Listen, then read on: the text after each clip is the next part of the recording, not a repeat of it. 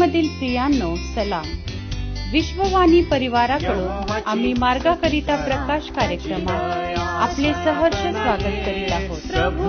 प्रभूची स्तुती करा, त्याची दया सनातन आहे.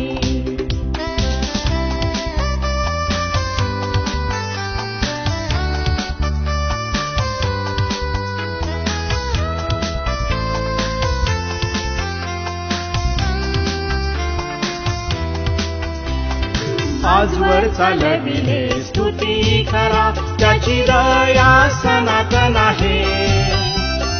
आजवर चालविले स्तुती करा, त्याची दया सनातन आहे.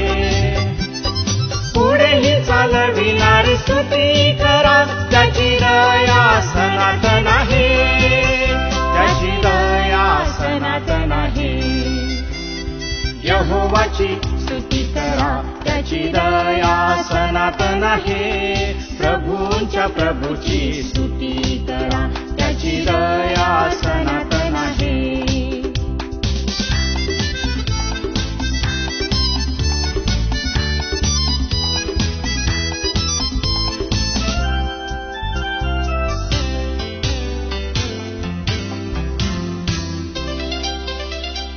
आजवर सांभाळिले स्तुती करा, त्याची दया सनातन आहे.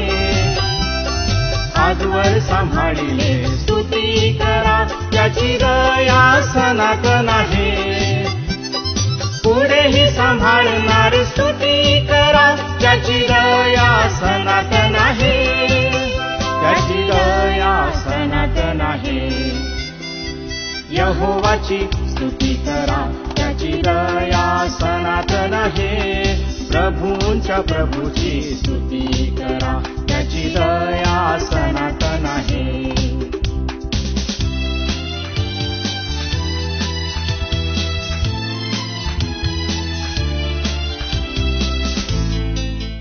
आजच्या मननाकरिता देवाचे वचन एजरा अध्याय 3 9 ते 13 ही वचने.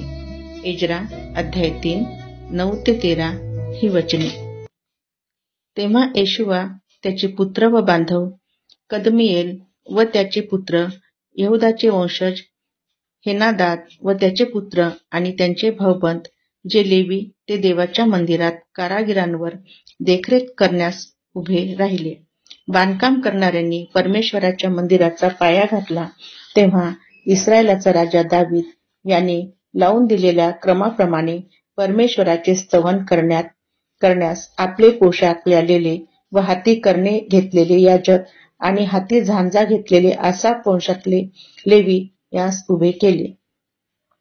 परमेश्वर चांगला आहे व इस्रायलावर त्याची दया सनातन आहे असे गाऊन त्यांनी परमेश्वराची स्तुती व धन्यवाद आळीपाळीने केला.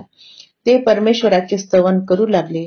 तेव्हा परमेश्वराच्या मंदिराचा पाया घालीत आहेत हे जाणून सर्व लोकांनी उच्च स्वराने जय जयकार केला.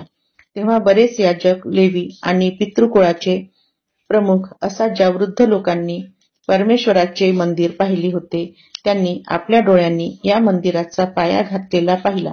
तेव्हा त्यास रडे कोसळले व त्यातले पुष्कळ हर्षभराने जयघोष करू लागले. जयघोषाचा नाद व लोकांच्या शोकाचा नाद यातील भेद लोकास कळेना, कारण लोक उच्च स्वराने जय जयकार करीत होते व त्यांचा शब्द दूरवर ऐकू जात होता. देवापासलेल्या वचनाद्वारे आपला आजचा दिवस आशीर्वादित करो. आजच्या मननासाठी परमेश्वराचे वचन एजराचे पुस्तक त्याचा 3रा अध्याय 9 पासून तर 13 पर्यंतची वचने आपण पाहूया.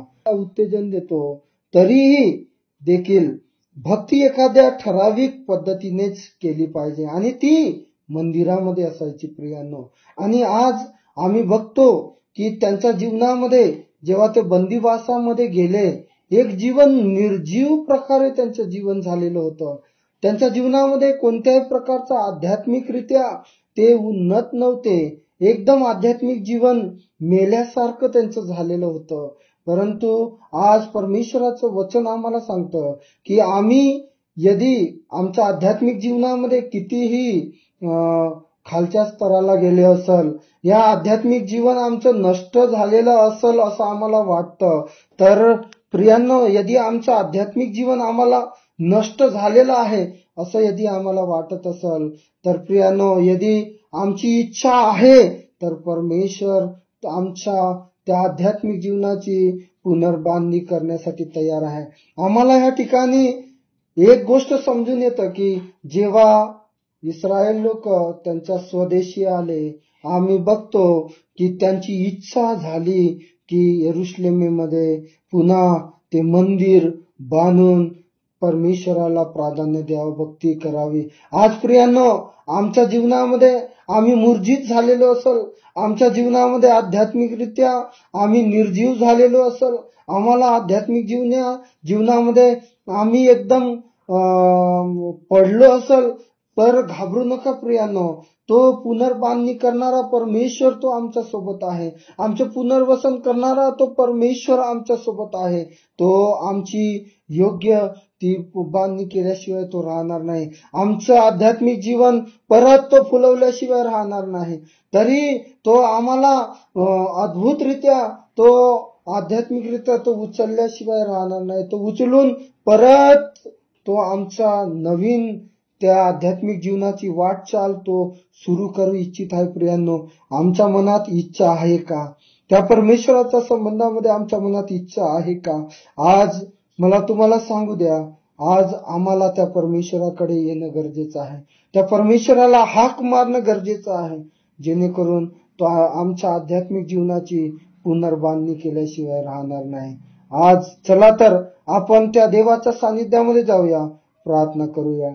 स्तुतीस पात्र भयाशोग्य आमच्या जिवंत प्रभू, आम्ही तुला स्तवितो, गौरवितो, प्रार्थना करतो परमेश्वर बाप्पा. ह्या वेळेस एजराच्या त्यावेळेस प्रभू परमेश्वरा, सगळे तुझे लोक एकदम मूर्जित झालेले होते. त्यांच्या जीवनामध्ये प्रभू निराशा होती, त्यांचं जीवन निर्जीव झालेलं होतं. परंतु परमेश्वर बापा, पुन्हा एकदा त्यांना त्यांच्या जीवनामध्ये तू इच्छा दिली आणि परमेश्वरा त्यांना आध्यात्मिकरित्या परत तू उंच केलं, उभं केलंस. ह्याबद्दल मी तुझे आभार मानतो. आज परमेश्वर, आमचे भाऊ बहिणी यदि आध्यात्मिकरित्या निर्जीव मूर्जित झालेले असतील, त्यांचं जीवन येशू ख्रिस्ताच्या नावामध्ये हर्षित होऊ दे माझा परमेश्वरा. त्यांचं जीवन आनंदित होऊ दे माझा परमेश्वर बापा. आणि त्यांच्या आध्यात्मिक जीवनाची पुन्हा एकदा पुनर्बांधणी कर. त्यांना उठव प्रभू, जेणेकरून ते तुझ्या राज्याच्या वाढीसाठी काम करतील. धन्यवाद देतो माझा प्रभू सगळ्या गोष्टीसाठी.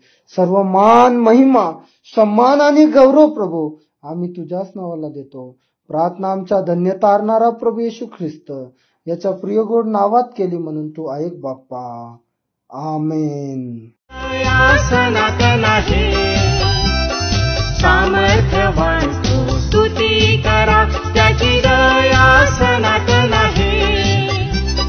सर्वज्ञ आहे तो, स्तुती करा त्याची दया सनातन आहे. त्याची दया सनातन आहे. यहोवाची स्तुती करा त्याची दया सनातन आहे. प्रभूंच्या प्रभूची स्तुती करा त्याची दया सनातन आहे. त्याची दया सनातन आहे.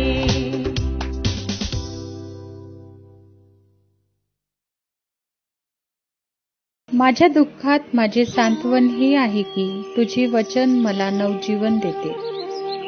आमचा टोल फ्री नंबर 1800-2700-333. आम्ही आपणासाठी या नंबरवर प्रार्थना करण्यास उपलब्ध आहोत. धन्यवाद.